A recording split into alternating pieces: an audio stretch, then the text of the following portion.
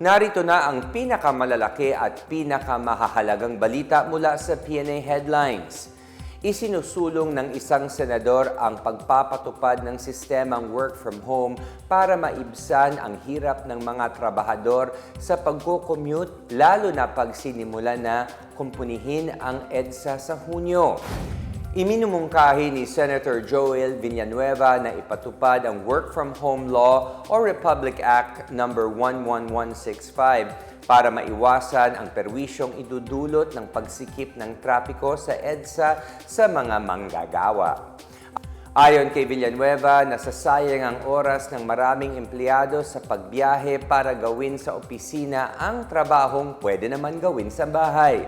Enero pa anya na simulan nilang imungkahi na magpatupad ng alternatibong sistema sa trabaho bilang paghahanda sa rehabilitation ng EDSA. Sa ilalim ng RA 11165, pinapayagan ang mga pribadong kumpanya ng mapagtupad ng telecommuting work from home para sa mga empleyado nila.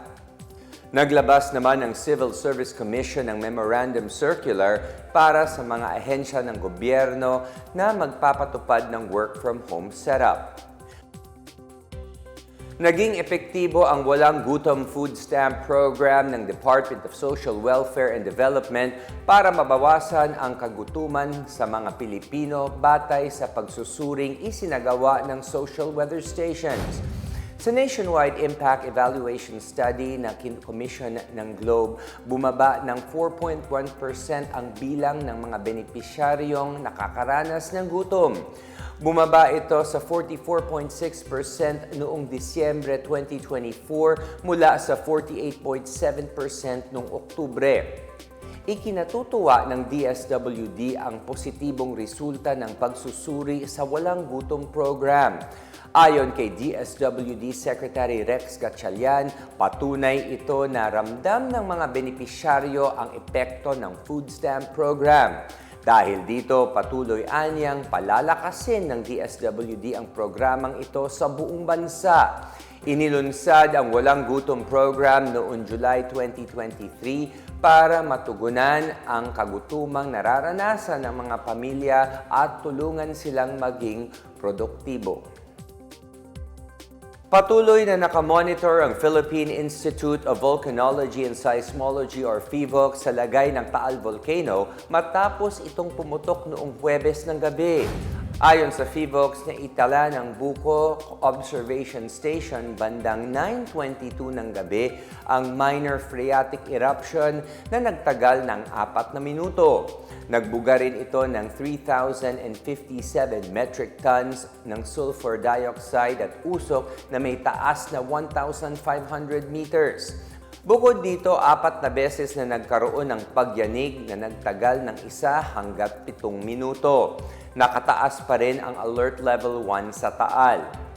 Nagbabala ang National Disaster Risk Reduction and Management Council sa mga residenteng nakatira malapit sa bulkan na mag-ingat at sumunod sa mga abiso ng mga otoridad.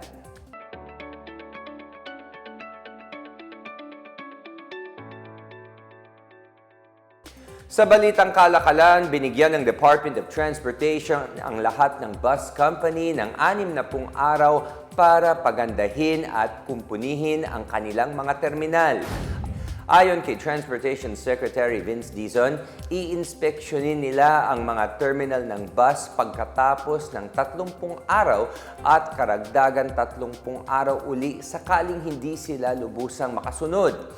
Kapag hindi pa rin nakasunod ang mga kumpanya ng bus, tuluyang ipapasara ang terminal nila at posible silang masampahan ng mga iba-iba pang reklamo. Sabi ito ni Dizon kasunod ng pag-iinspeksyon at pagpapasara ng mga illegal na bus terminal sa Pasay City kamakailan lang.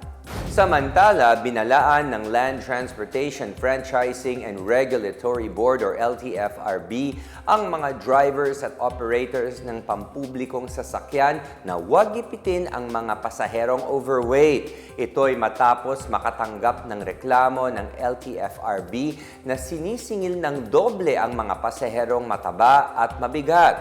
Ayon kay LTFRB spokesperson Ariel Inton, bawal ang paniningil ng sobra sa itinakdang regular na pasahe, pati na ang pagtanggi sa pasahero. Bukod sa paglabag ito sa patakaran ng LTFRB, discrimination ito anya at paglabag sa karapatang pangtao.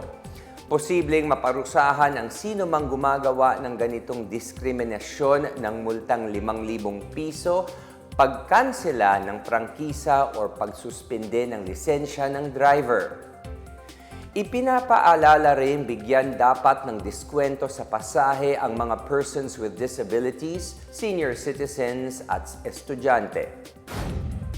At yan ang pinakabago at pinakamahalagang balita sa mga oras na ito hatid sa inyo ng PNA Headlines. Para sa iba pang mga balita at impormasyon, bisitahin lamang ang aming webpage pna.gov.ph o ang aming Facebook at X account na Philippine News Agency. Ipinapalabas din ang PNA Headlines sa Facebook page ng serbisyo. Mapapanood din ang PNA Headlines sa pamamagitan ng link sa website ng News and Information Bureau sa ilalim ng PNA News at sa YouTube account ng Philippine News Agency. Ako po si William Theo at ito ang PNA Headlines, naghahatid ng mga balitang nagbubuklod sa bagong Pilipinas.